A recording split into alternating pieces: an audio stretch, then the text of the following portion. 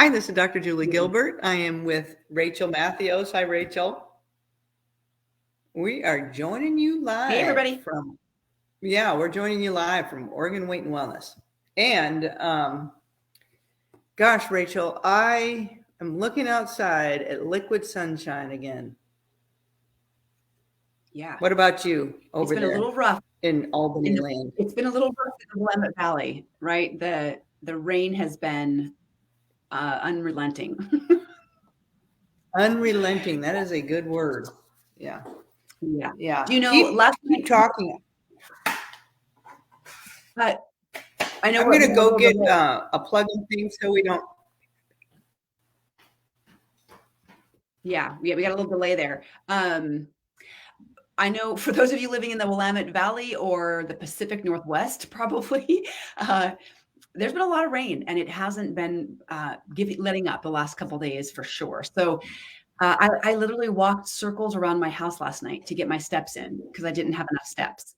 And I was feeling buggy and crickety, but it was pouring down rain. And, you know, I'm not a fair weather walker. I'll get out there in the sprinkle and the mist and the periodic rain. I'm not afraid.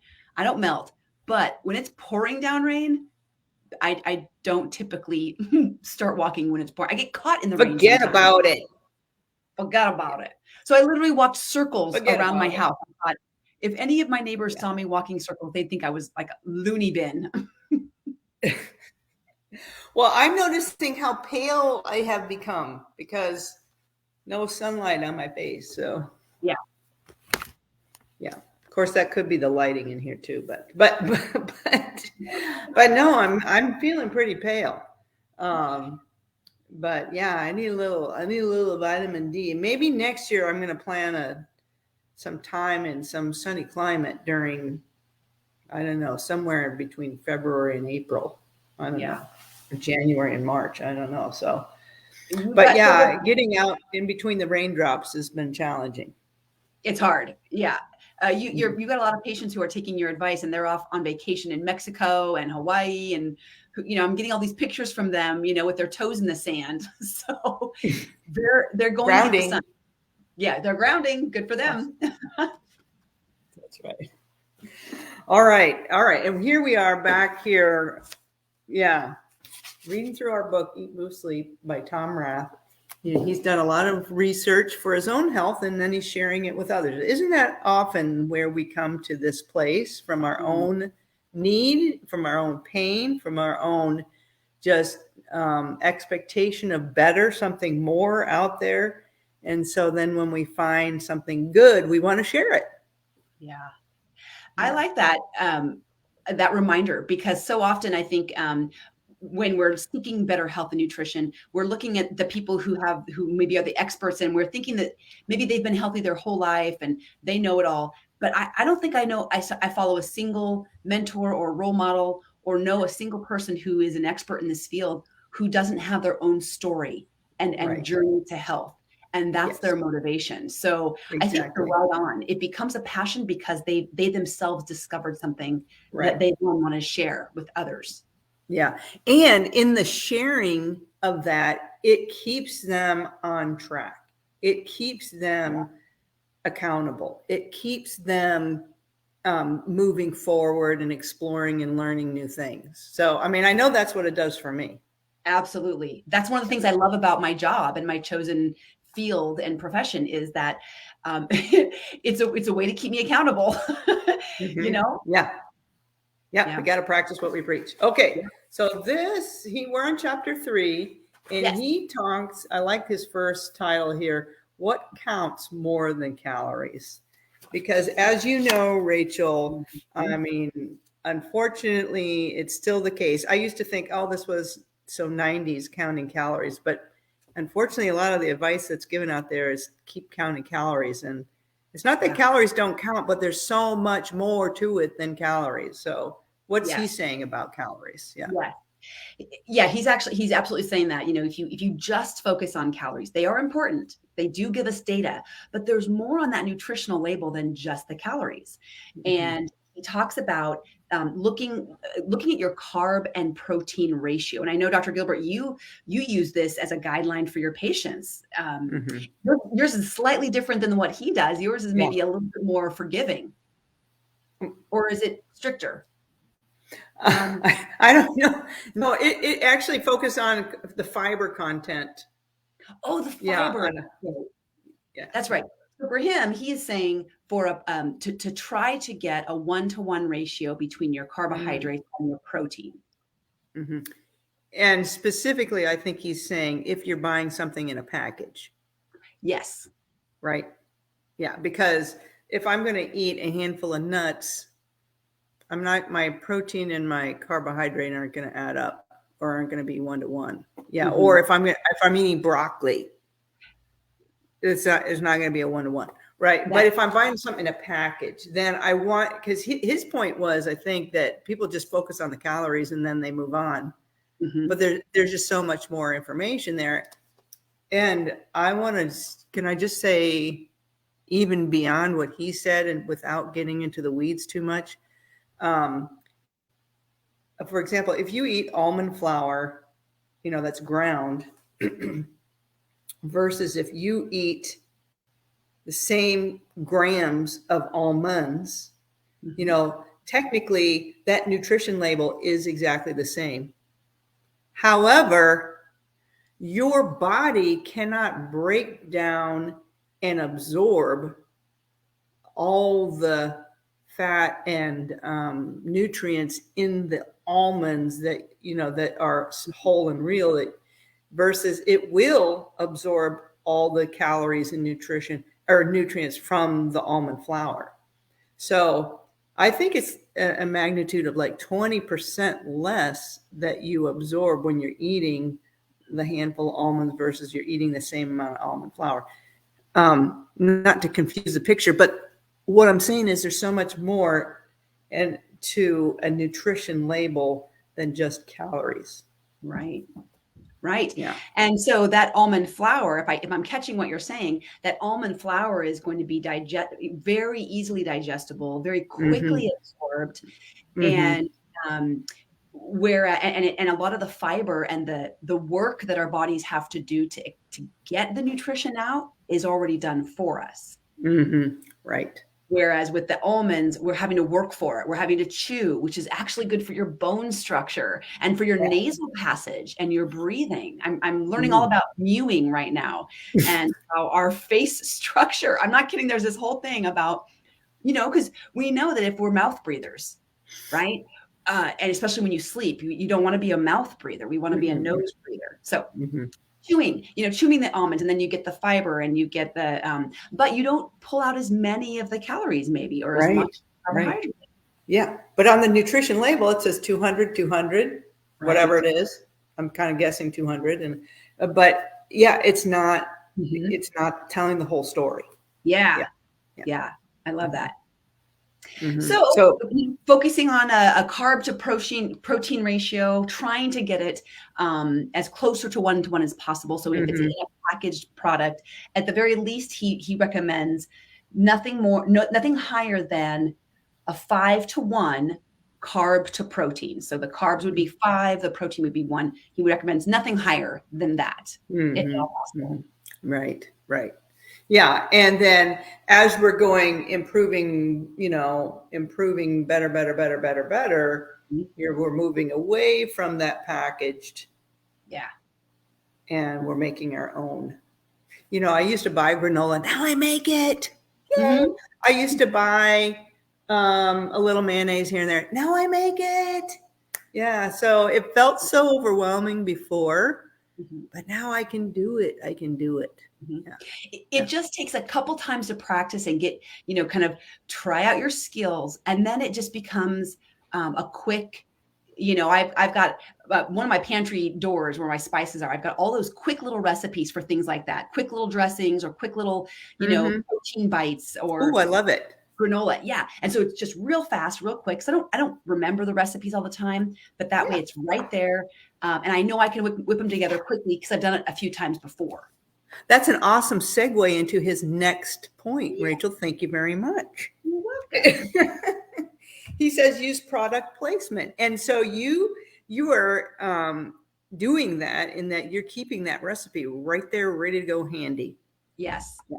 Yes, I have. You would not believe how hacked out my kitchen is. It is. I am all about the hacks and we've done another book before in groups with patients at Oregon Weight and Wellness called Tiny Habits. Mhm. And in the Tiny Habits by BJ Fogg, he talks about the super fridge and this idea of chopping up all your vegetables, doing some prep and having them in clear containers in the fridge at eye level. So you open that fridge and it's that product. Yeah, this is what you see. It's the first thing you look at. So you're hungry, you're rummaging around and, oh, I've got some chopped up celery, carrots, zucchini, and cauliflower and some hummus. Boom. And I'm going to grab that, right?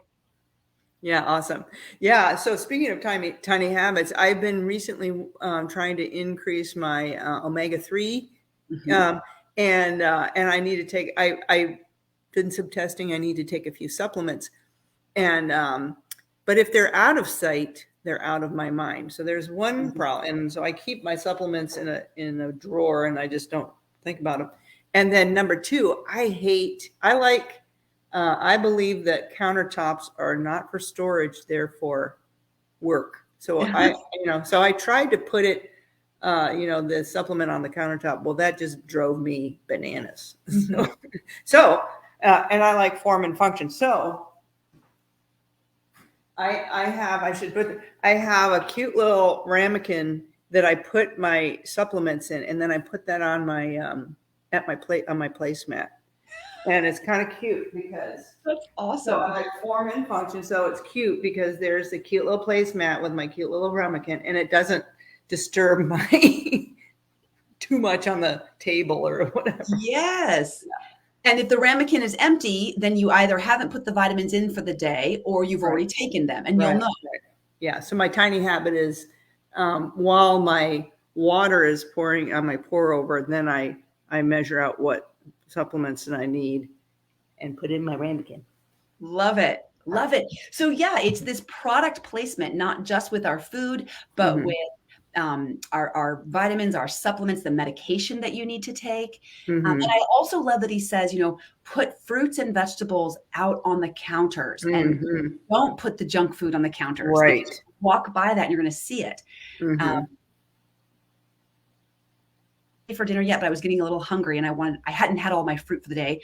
And I was kind of looking around the kitchen and my fruit bowl was full of little cutie oranges, bananas, and apples. And I was like, ooh. And it hit me. But if there would have been something else on the counter, I likely would have reached for something else. And so Yes. instead I had a cutie orange. Right. And so yeah, so you can do this in your pantry, eye level stuff. If I ever have junk food or sweets in the house, it is hidden. I bury it behind things. Yeah. I know it's there if I really need it, but it's not the first thing I see and I don't Right. get reminded about it every Yes, day. exactly. Exactly. Yeah.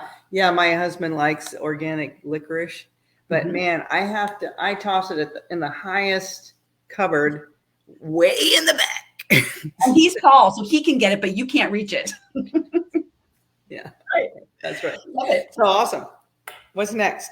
Okay, number 3. So we've talked about the eat and we've talked about the move. Now it's the sleep. So number 3 is no, sorry. Yeah. was Yeah. all- He's a little off in this chapter. Oh, he is a little off. Okay. We're taking no. the move. We're talking about the move now. Yeah. We're talking about the move. Work faster while you walk. So, he's continuing to press in on this idea of not being sedentary, of trying to break up Mhm. our moments of sedentary. And he talks about walking on a treadmill, standing up, but moving around, and he even hacked a little walking treadmill. So what do you think about that? Trying to hack. That sounds tricky. You got to be careful because you don't want to kill yourself. Right. Yeah. And there are little foot pedalers. Yeah, They yeah. are sitting. So your little feet can pedal. Those are probably a lot more affordable. They're not Right. powered by electric. Yeah. Then there's stationary bikes. A lot of patients talk about they do all of their movement if they're going to watch TV or if they're going to read a book. or listen to a podcast than they're going to be on their treadmill or their stationary bike. Yeah. So love that, right? You can, and you're not talking about spinning and working out. Yeah, sweating. Yeah, I like that you said that, because I have a warm-up speed. I don't think I could type and do my warm-up speed on a treadmill. So I like that you said that, and that made me think that I just need to slow it down. I just need to slow it down. And actually, Rachel, I have a stand-up desk. So I might do this, and you can ask me about this next time you see me. I might just try it. Just try it, because the first time I thought about it is like, oh, I'm going to kill myself. But no, not if I slow it down, not if I just have things in position. Don't try to work quite yet. I just do one little step at a time. Maybe it could work. Yeah. I don't know until I try. The people I've done webinars with before, where you can tell they're walking on the treadmill, they're walking really slowly, really slow. The point is they're not sitting and they're not just standing, right? Because he talks about how standing can also kind of get you feeling achy and you gotta move a little bit. You can't just stand still like a robot.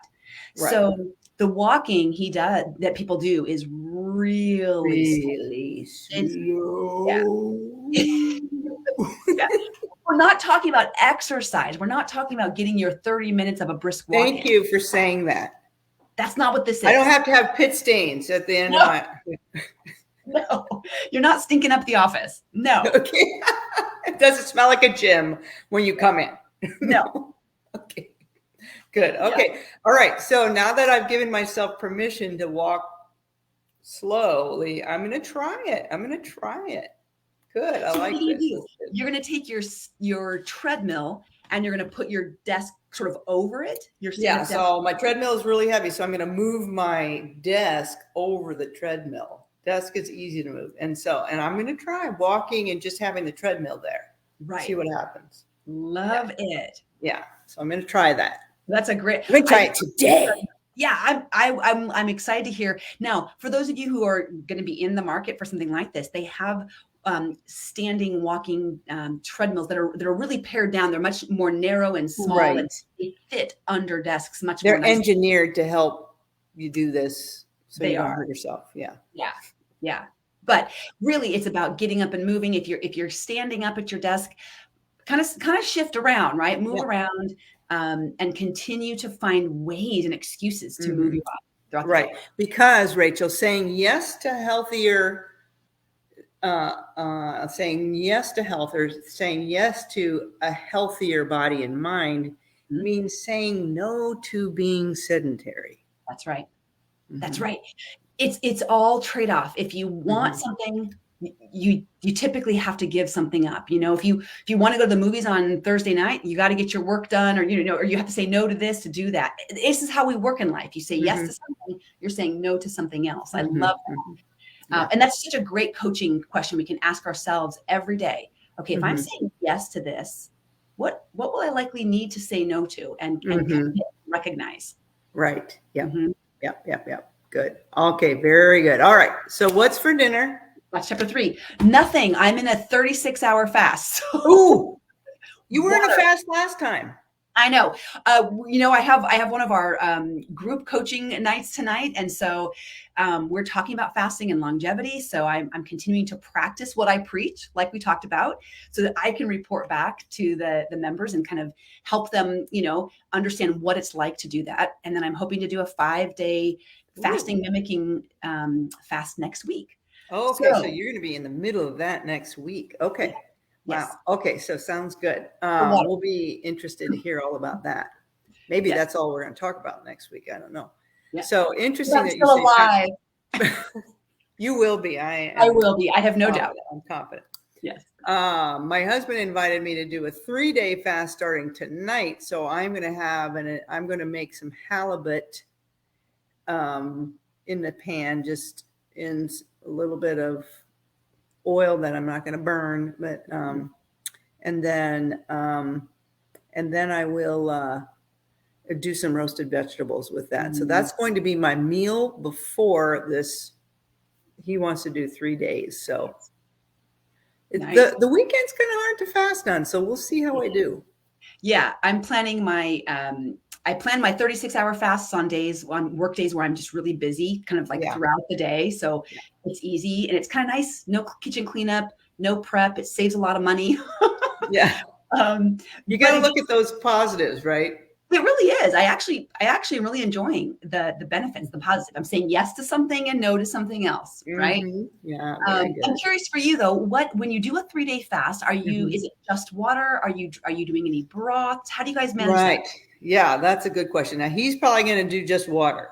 Mhm. Okay, so I'm less experienced than he. So Yeah. I do, maybe my ideal would be water, but I do have some broth and I have a few olives that I could lean on, and maybe some like a fermented pickle that I can lean on. So just, it's not a lot of, not energy coming in, and it's not protein to kick me out of autophagy. But it's just just a little something, something. Yeah.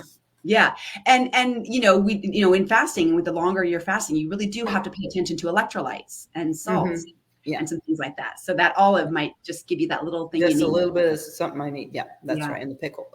It's usually a fermented pickle that I do. So yeah. Mhm. Yeah. There we So go. very good. Very good. All All right. right. Well, this is great, Rachel. Thanks so much for your time. As always, And everybody, you're just getting healthier one day at a time. one day at a time. One day I at love a time. it. Okay. Bye, everybody. Bye-bye.